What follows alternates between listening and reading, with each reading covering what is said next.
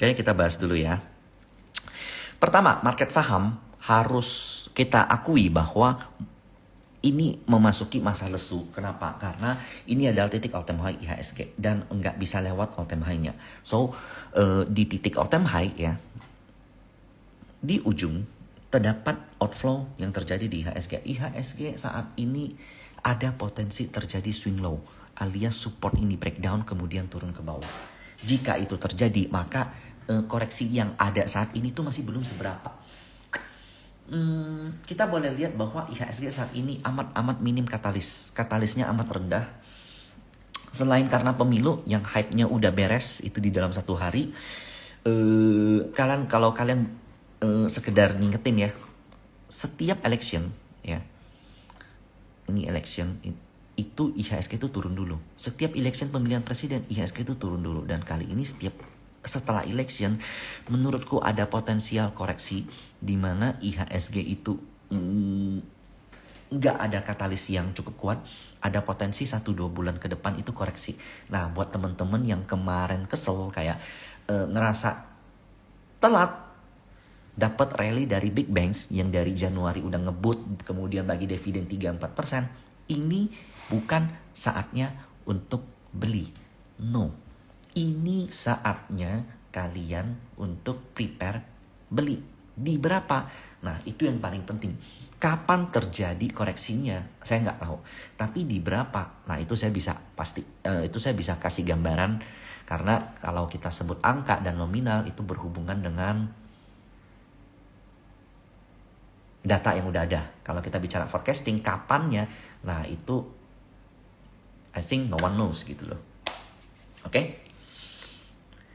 Kita bahas saham sebentar, karena hari per hari ini aja yang diakumulasi itu sedikit banget. Jadi kalau dibicarain sama apa yang menarik, saat ini menurutku 1 bulan ke depan mungkin menarik gitu. Nah, ini BRI udah clear menurutku. Ada pattern, ini bisa dikatakan descending triangle atau head and shoulders, di mana kalau pecah targetnya 59, 56, 50. Nah, di sini tuh ada gap kecil tuh. Nah, selanjutnya tuh ada gap kecil lagi di bawah di sini. Tapi menurutku ini terlalu jauh lah ya, nggak signifikan. Nah, kita coba masukin MA 200.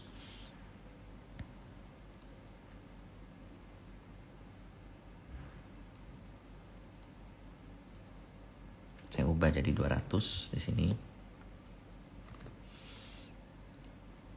Tuh di bawah. Nah, ini ya. Ini saat-saat yang tepat untuk kalian beli big banks itu dari sini sampai sini. Kapannya aku nggak tahu, tapi arealnya menurutku 6.000 jangan dulu.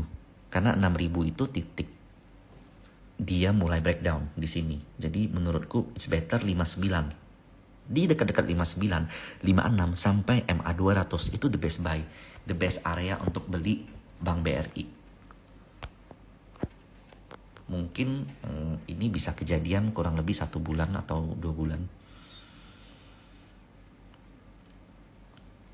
Bagi dividen di April apakah pengaruh? Biasanya kalau menjelang bagi dividen justru banyak yang keluar. Apalagi kalau udah expected ya. Kalau kita lihat BRI kan dari bawah sini udah kenceng banget. Ya, ini bisa jadi price in terhadap dividen tersebut. Kalau kalian lihat hari ini aja. Ini asingnya keluar terus, asingnya taking profit terus. Nah, tapi kalau kita lihat akumulasi selama ini di areal-areal ini, nah ada potensi mereka lakukan buyback. Nah, jadi ini it's up to you. Kenapa aku bilang menarik? Karena saham itu beda sama kripto ya. Kalau kripto itu masa period dia party itu nggak lama, let's say setahun atau 6 bulan. Kalau saham itu consistently higher high terus dengan time frame yang sedikit berbeda. Nah, jadi risk appetite kalian dijaga. Kalau seandainya kalian memang punya expert di bidang kripto, ya gedein di porsinya di kripto. Kalau kalian punya risk appetite itu memang kalian paham di bidang market, di saham, ya kalian gedenya itu di saham. Bukan, dan kalian nggak boleh jadi die hard. Karena di buku Psychology of Money, lu lahir di tahun berapa, itulah yang itu yang menentuin lu bakal suka atau invest di instrumen apa. Nah, kalau lu hidup dari tahun 90-an, nah lu bakal bilang tanah paling bagus. Kalau lu hidup di tahun 2000-an, lu bakal bilang gold paling bagus. Lu hidup di 2010-an, lu bakal bilang bonds paling bagus. Di 2020 mungkin lu bakal bilang kripto atau saham. Nah, at the end, ya, at the end there is no best instrument, there is no the best instrument. Ada yang ada tuh dia cuman berada di dalam masanya, dan ini adalah siklus-siklus di mana semua uang ya seperti pepatah ada gula ya ada semut. Semua uang, semua semut lagi lari ke yang paling kenceng, yaitu kripto gitu. Kalau kalian lihat kripto di 2021, 2022 ketika koreksi, nah itu saat tepat untuk beli kan. Nah saham belum saat ini, mungkin 1-2 bulan kemudian. Nah itulah saat paling tepat.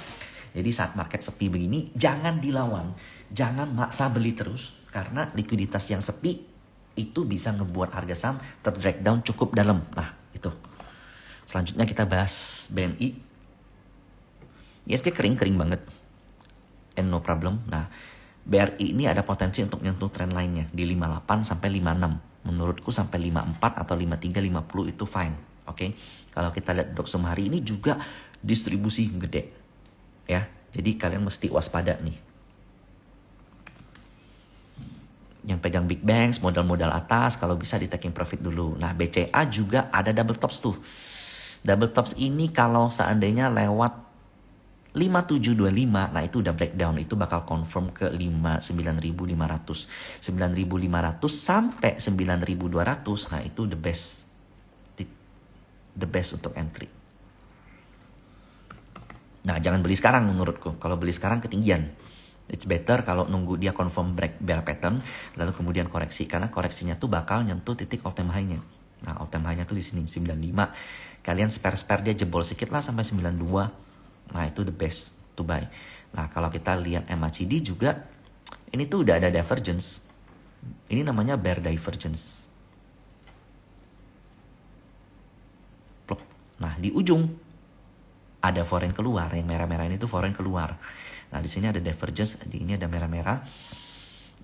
All time high-nya agak jauh 94. Menurutku BCA is not good time to buy. Ini areal kalau boleh kalian sell atau kurangin porsi. Oke. Nah, itu udah big bank semua. Lalu Bank Mandiri terakhir. Bank Mandiri sih salah satu yang paling kuat sih, tapi dia udah nutup gap. Cuman kalau aku lihat ya, Bank Mandiri tuh lebih baik kalau dia ngebuat wave keempat. Nah wave keempat ini ada potensi kejadian sampai 6.200. Mungkin aku nggak tahu. Tapi yang pasti kalian boleh coba cek. Jangan beli big bank sekarang hanya untuk dividen. Mungkin nggak wise menurut aku.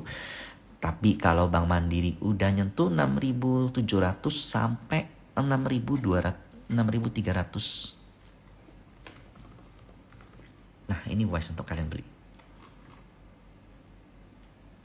Ini areal yang cukup fine menurutku. Oke. Oh. Ini dari tadi Ali nih, kita coba lihat. Boom.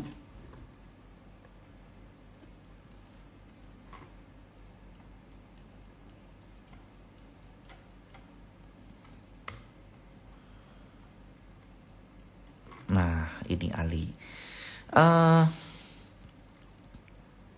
Foreign akum di Ali, tapi harganya turun terus, dan besok itu nyentuh titik di mana dia mulai sideways. Itu menurutku titik yang cukup penting ya, titik 400. Nah besok tuh boleh diperhatikan tuh. Ini masih ada lokal-lokalan keluar, foreignnya masuk tapi tipis. Besok 400. Total KI itu masih net buy 370-an. Sayangnya harganya murah, 370. Nah sekarang saja 430. Jadi mereka jual kapanpun saat ini tuh masih free to sell gitu. Nah kalau memang mau ikut mereka ya, itu mestinya di bawah 400 sampai 370 maksimal. Itu untuk Ali. Oke. Target ke 1000 nggak sampai, nyampainya 900 doang, 10% lah di bawah target. Aku ngerekom beli tuh di awal IPO tuh. Di 200-an. Beggar 3, beggar 4 malahan. Cuman 1000-nya nggak nyampe.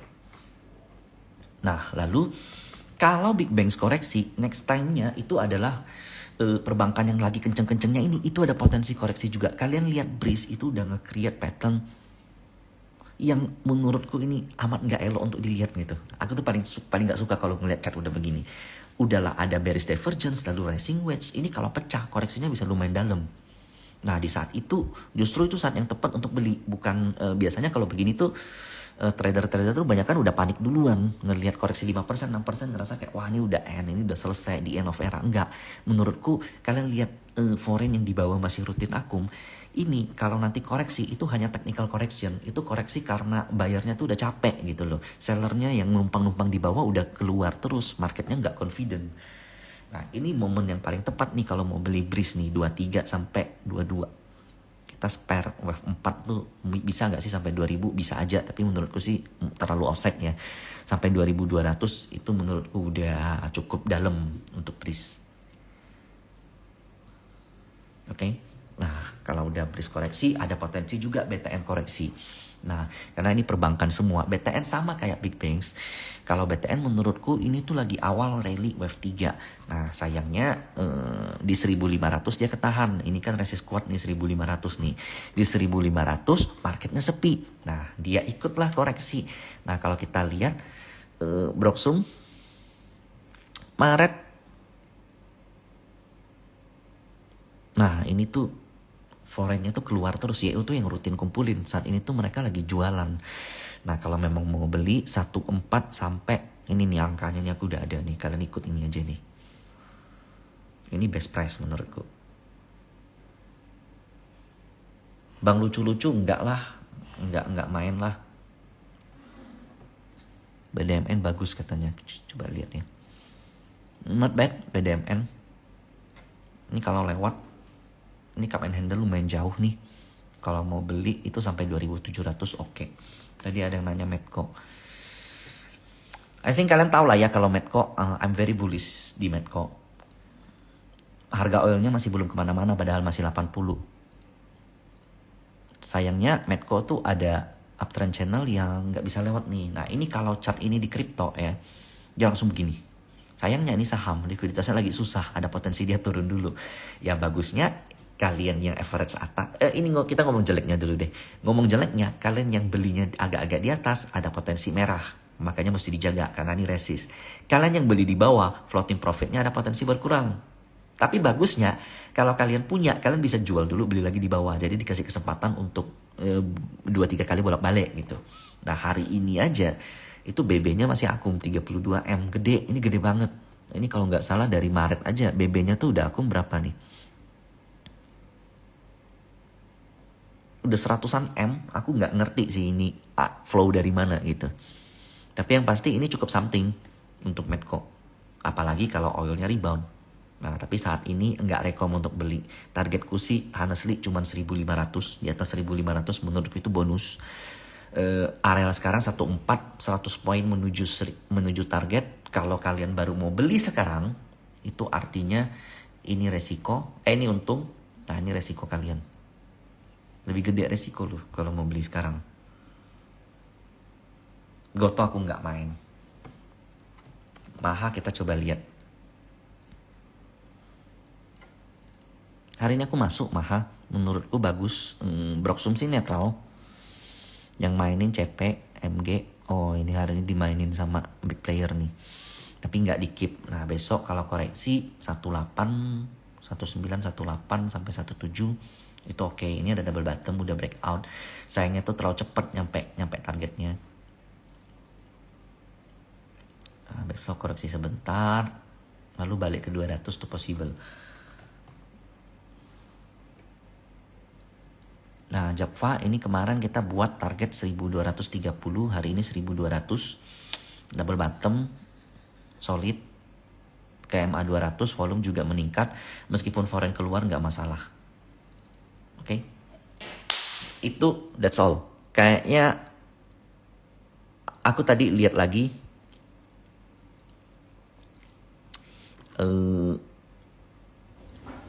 nggak ada yang di akum terlalu gede market ya. Rata-rata ada seller, Kalau kita perhatiin flow juga kebanyakan outflow. Nah, ini gajah tunggal bagus, ada potensi cup and handle. Kalau break dia ke 1400, potensinya gede, 1100 sampai 1000 lah. Mungkin 1130 sampai 1000 lah. Dinaikin dikit. Aku tuh kalau aku buat plan biasanya aku suka spare supportnya jebol, karena biasa kalau support jebol di situ kan big player jadi dapat tambahan lot. Nah itu tinggal diakum di bawah lalu jadi hammer lalu kenceng. Ini gajah tunggal menurutku bagus. Ya semua pada ke kripto, ini kita bentar lagi bahas, oke? Nah kita pindah Bitcoin sekarang. Oh ya, anyway yang nanya, jadi aku bakal kerja sama Stockbit. Aku bakal punya referral dengan Stockbit. Buat kalian yang punya account Stockbit, mau yang udah ada berlaku exciting client, kalau kalian mau pindah ke aku tuh bisa. Nanti kalian bakal masuk ke grupku secara gratis. Aku bakal kasih insight almost every day di sini buat kalian yang mau buat arahan investasi. Kemudian kira-kira banyak orang yang tahu saham tuh bagus, tapi titik entry-nya di berapa? Nah itu kita bisa provide di situ. Tentang TA, tentang Broksum, tentang makroekonomi, kita provide semua di grup itu. Semuanya gratis. Nanti kalau memang udah selesai proses aku ke Stockbit, aku bakal kabarin. Dan ini berlaku dengan excited client. Jadi kalian yang udah punya account Stockbit mau pindah ke aku, kalian boleh japri admin, nanti kalian otomatis dimasukin ke grupku. Dan itu lifetime, gratis, nggak berbayar. I just happy to create the community gitu sih. Nanti yang belum punya bakal ada Stockbit referral juga. Nah, and then aku punya channel kripto yang dulu banget, ini namanya Coin for Fun ya. Nanti aku bakal kasih di link. Ini gratis, kalian boleh masuk dan aku nanti bakal open juga. Jadi ini free, enggak ada aku monetize. Aku cuman happy doang ngechat di sini. Dan karena aku juga punya porsi di kripto tapi nggak gede. Nah di sini aku bakal share apapun yang menurutku menarik. Karena saat ini chat-chat kripto itu kebanyakan bullish banget. Kalau di saham kita perlu tunggu 1-2 bulan, di kripto 1-2 hari kecapaian. Kalau di saham nyari 30% itu udah jackpot banget. Kalau di kripto itu 300% baru jackpot, bisa 10 kali lipatnya. Tapi ya ini namanya siklus. Buat kalian yang memang appetite-nya di saham, nothing worry, ini nanti bakal balik lagi ke saham. Buat kalian yang ekspornya di kripto, ya ini momen-momennya kalian. Jadi ingat kembali lagi saya pernah katakan bahwa nggak ada investasi instrumen yang terbaik, adanya instrumen yang sesuai dengan masanya. Nah kalian nggak perlu loncat-loncat. Nah yang jadi masalah tuh loncat. Kripto lagi hype, kalian pindahin semua uang kalian ke kripto. Saham lagi hype, kalian pindahin semua uang kalian ke saham. NFT lagi hype, kalian pindahin semua uang kalian ke NFT. Nah itu yang ngebuat kalian nggak jadi expert di satu bidang. Kalian harus tentuin di bidang apa yang kalian expert, di bidang apa yang kalian cocok, di bidang apa yang kalian suka, kalian dalamin itu. Cocoknya di mana? Kira-kira pokok pemikiran kalian dengan market tuh cocoknya di mana? Di kripto kah, di saham kah, di NFT kah? Nah, jadilah expert di bidang itu. Nah, kemudian ingat juga bahwa sebagus-bagus yang satu instrumen ada kalanya dia koreksi. Sejelek-jeleknya instrumen ada kala-kalanya dia rebound. Nah, that's why kalian gak perlu loncat-loncat, kalian hanya perlu ngikutin sesuai dengan porsi masing-masing. Gitu. Stockbitnya belum. Kasih saya waktu 1 atau 2 minggu, nanti saya announce. Ini kalau kalian mau masuk udah boleh. Ini aku bakal coba aktifkan lagi. Jadi Instagram aku kalau kalian mau cari tahu pergerakan koin, altcoin atau segala macam, kita coba bahas dulu lah ya, 5 koin dulu ya. Pertama Bitcoin. Ini Bitcoin saat ini ya, nge-create yang namanya pattern bullish pennant. Ini kalau mau cari di saham lagi susah nih. Kalau di saham kebanyakan bearish nih. Nah, sementara supply dari Bitcoin titik tertingginya tuh 69.000 kalau kita pakai acuan USDT ya. Beberapa udah ada yang lewat. Nah, kalau kita pakai USDT itu 69.000. Nah, di 69.000 apakah bakal langsung terbang atau koreksi dulu? Nah, itu yang jadi pertanyaan kan. Saya selalu punya pandangan di market tuh seperti ini. Kita nggak perlu menebak-nebak dia bakal break atau enggak. Yang kita tahu adalah kita cari resiko maksimal kita di mana. Buat plan berdasarkan risk appetite yang kita bisa kontrol. Kalau di viewku ya, Bitcoin itu saat ini tuh berada dalam wave ketiga. Pucuk wave 3 bisa jadi di all time high atau bisa jadi begini. Nah, bisa aja begini. Sering sekali pergerakan instrumen yang terlalu bullish atau yang benar-benar bullish, yang benar-benar hype biasanya ya. Wave 3-nya tuh bablas. Nah, ini wave 3 bablas atau enggak aku nggak tahu. Nah, sekarang mau masuknya gimana buat yang teman-teman yang belum tahu, yang belum punya, dan takut mau masuk. Jawabannya adalah money management. Nah, itu yang enggak pernah akan bisa lepas dari instrumen apapun. Kalian mau di bonds, kalian perlu money management, di NFT perlu, di stocks perlu, di crypto pun perlu. Nah, contoh kalian punya uang 10 juta. In my view ya, Bitcoin begitu lewat all time high itu bakal kenceng gak karuan. Nah, permasalahannya adalah lewat atau enggak, kapan lewatnya, we don't know. Tapi kalau di viewku, maksimal koreksi Bitcoin untuk saat ini adalah di angka ini. Kalau kalian punya 10 juta, mau masuk aja 2 juta, 3 juta, 4 juta, atau 5 juta. Masuk di sekarang, oke.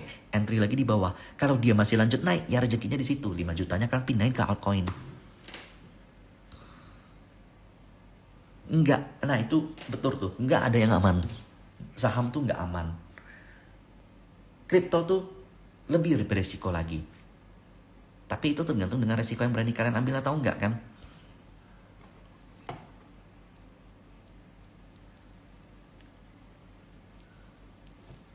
Nah, setelah Bitcoin ada potensi koreksi atau Bitcoin rally, nah itu bakal nyusul altcoin session. Nah, kalian mau coba tahu,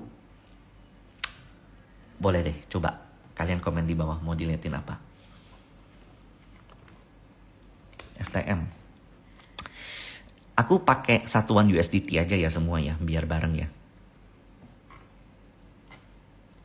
Ini mah gini ya. Ini kalau di fase week off, ini namanya reaccumulation.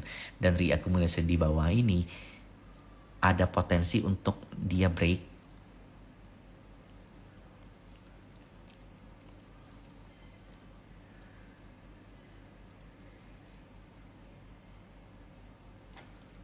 Potensi ke atas 1. Jadi ini ada potensi untuk kalian dapat 50-60% nih potensi profit. Nah, area support di 0,57. Maksimal koreksinya sampai sini 0,7. Jadi ini nggak bisa lewat titik resist terkuatnya, atau ini kalau dinamain Darvas box. Nah, ini tuh resisten kuatnya. Nah, kemarin tuh ada taking profit, nggak confident. Nah, ini pertanda koreksi dulu sebentar.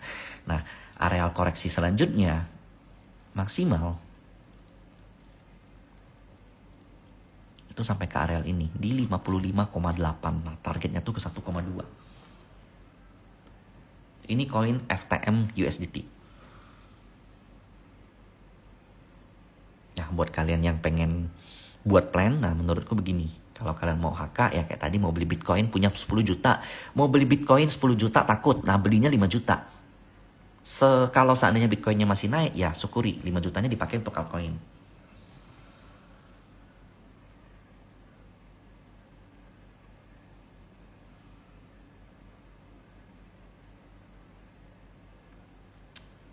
Jadi ini tuh mirip dengan pergerakan saham.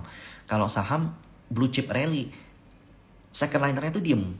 Kecuali ada timpahan likuiditas yang gila banget gitu. Aduh, aneh, aku bingung, koinnya banyak banget, cuy. Oke, Matic ya. Aku coba ambil yang memang kelihatan di kolom chat ya. Nah, Matic tuh begini. Matic tuh ke 1,6. Maksimal koreksi itu aku udah buat. Ini dari kemarin aku buat, kayaknya udah naik tuh 0,9. Ini baru breakout nih. Nah, kalau mau beli itu pas tuh momennya tuh. Targetnya ke 1,6. Oke, lalu kita lihat Luna. Luna ada pattern inverted hand and shoulders. Ini tuh ada rejection jelas di sini. Plop candle hammer ini. Dan ini mirip Bitcoin di atas. Bitcoin di atas itu ada penan. Ini juga ada penan dan di bawah. Kalau Bitcoinnya koreksi atau mulai koreksi, nah ini bisa kenceng nih. Cuman so far ya, kalau kita mengacu sama base di bawah, targetnya tuh masih belum terlalu jauh. Targetnya baru di angka 1. Nah, it could be more kalau seandainya memang ada flow tambahan. Tapi so far yang kelihatan tuh baru di 1. Mantap. Mantap aku nggak bisa baca kalau begini masih ini karena baru listingnya masih nggak begitu clear. Doge, ini mau nanya Elon Musk baru bisa. Aduh gila sih ini. Ampun. Ini Doge sama dengan yang tadi tuh, yang pertama kita bahas tuh apa tadi tuh yang pertama tuh. Jadi nanti aku bakal ada tim yang ngebahas Funda juga, ngebahas project-project koin. Di grupku aku bakal post. Semoga bermanfaat. Kalau kalian merasa bermanfaat boleh di-share. Ini aku buat ngisi waktu luangku aja karena di saham tuh sekarang lagi sepi. Memang saat-saatnya rest dulu. Doge 0,25. Koreksi sayangnya ini kalau koreksi bisa agak dalam nih 0,18 nih. 0,108 bisa koreksi sampai situ. Nah kalau kalian mau beli HK oke, siapin duit di bawah tapi 0,1 maksimal. Targetnya 0,25. 0,25 itu berapa persen itu? 50% lebih. Gila ya koinnya. Kalau di saham mana bisa dapat begini? PP, ini dari kemarin juga banyak banget PP. PP aku pakai satuan USDT. Wow. Nah, kalau kayak begini kalian udah pakai mesti pakai Fibonacci nih.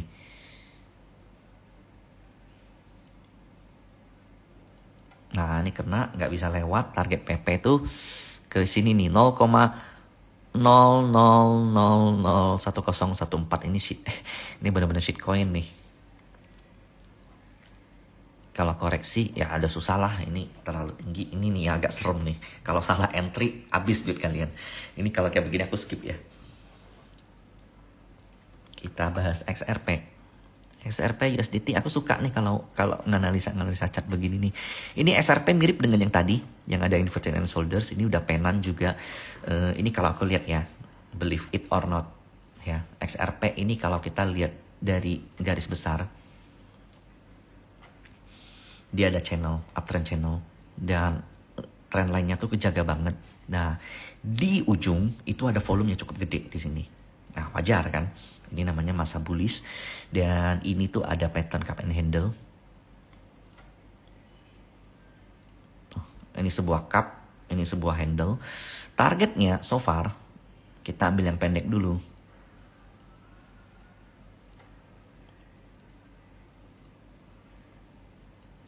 Ke 0,7. Nah, kalau lewat 0,7 ini potensinya tuh ada tuh ke uptrend channelnya tuh.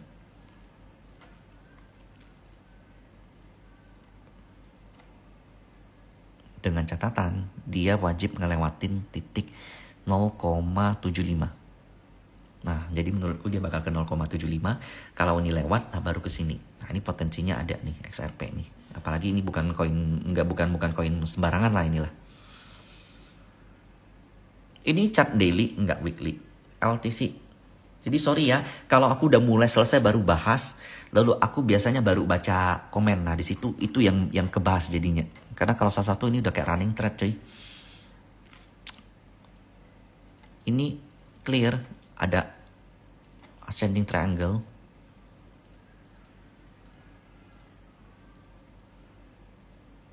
LTC targetnya ke 100,5. Di atas itu belum tahu, belum kelihatan. Kalau yang tadi itu yang SRP itu yang potensinya gede tuh. Oke, hebar.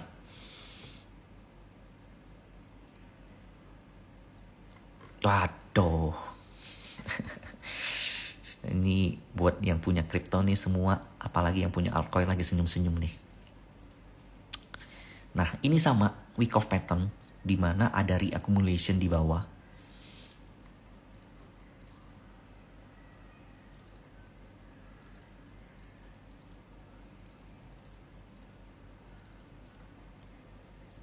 Target dari Heibar itu ke 0,17 karena biasanya ya begini. Aku kasih satu teori ya. Kalau ada pergerakan turun begini, artinya resistennya nggak kuat. Kenapa? Karena most likely yang begini tuh muncul karena orang panik selling. Jadi orang baru pegang di sini, turun, coba nampung, cut loss, coba nampung, cut loss, coba nampung, cut loss, coba nampung, cut loss. Di sini baru banyak transaksi. Alias orang yang megang di harga ini tuh sedikit. Yang artinya kalau harganya udah menyentuh harga ini, resistannya di sini tuh nggak kuat dan itu bisa langsung kayak turun bawah naik ke atas juga kenceng. Itu ada teorinya apa itu namanya aku udah lupa. Ada sebutannya. Intinya areal koreksi yang sebatang-sebatang begini, kalau seandainya dia lewat itu juga naiknya bakal kenceng, teng gitu. Nah ini targetnya ke 0,2 tuh possible tuh, Hibar tuh. Nah koreksinya di berapa? Menurutku 0,1 tuh udah maksimal koreksinya. Karena ini udah break, ini udah clear, volumenya juga gede, ini siap-siap aja nih. Nah ini mungkin besok, lusa, atau Jumat nanti aku bahas udah kena kali, bisa jadi nih. ARKM, halo bro Edwin, kita bahas ARKM USDT. Aduh ini ampun lah, udah nggak ngerti aku kalau begini. Ampun.